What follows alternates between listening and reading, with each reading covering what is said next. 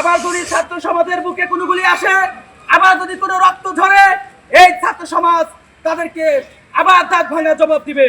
চট্টগ্রাম বিশ্ববিদ্যালয়ের সাধারণ শিক্ষার্থীদেরকে আপনার আহত করেছে, যাদের নির্যাতন চালিয়েছে তাদের অনতিবিলম্বে চিহ্নিত করে আইনের আওতায় আনতে হবে। বাংলাদেশের জনগণ যে জুলাই আগস্টে আন্দোলন করে আপনাদেরকে একটা ম্যান্ডেট দেওয়ার চেষ্টা করেছে, আপনারা পুরোপুরি সেটা ধরে রাখতে ব্যর্থ হয়েছেন।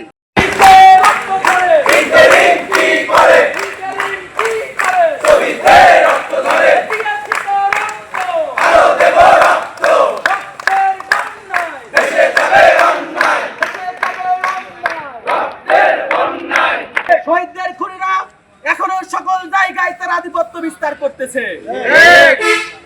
এই ইন্টারিমকে বলতে চাই, আপনারা যদি দেশের জনগণের নিরাপত্তা দিতে ব্যর্থ হয়েছেন, সুতরাং আপনাদেরকে অনতিবিলম্বে পদত্যাগ করতে হবে এবং সেই সাথে একটি বিপ্লবী সরকার গঠন করে বাংলাদেশের রাষ্ট্র ব্যবস্থায় একটি স্থিতিশীল পরিবেশ আনতে হবে।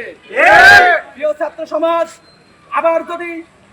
আবার যদি ছাত্র সমাজের বুকে কোনো গুলি আসে, আবার যদি কোনো রক্ত ঝরে, এই ছাত্র সমাজ তাদেরকে আবার দাঁত ভাঙা জবাব দিবে।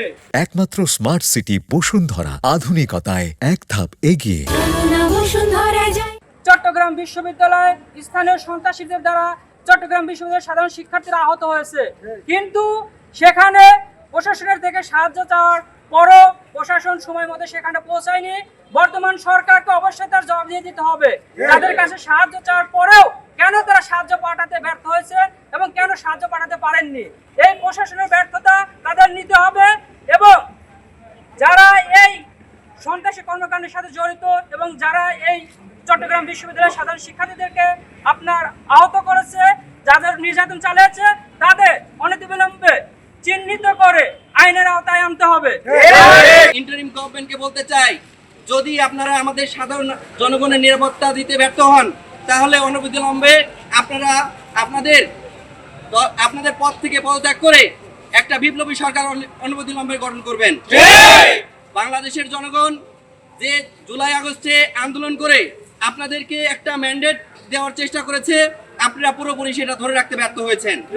বাংলাদেশের প্রেক্ষাপটে গত 16 বছরের স্বৈরতান্ত্রিক যে শাসন ছিল, সেই শাসনকে আপনারা পুনরায় জাগ্রত করার চেষ্টা করছেন। বাংলাদেশের জনগণ এটা কোনোভাবেই বরদাস্ত করবে না।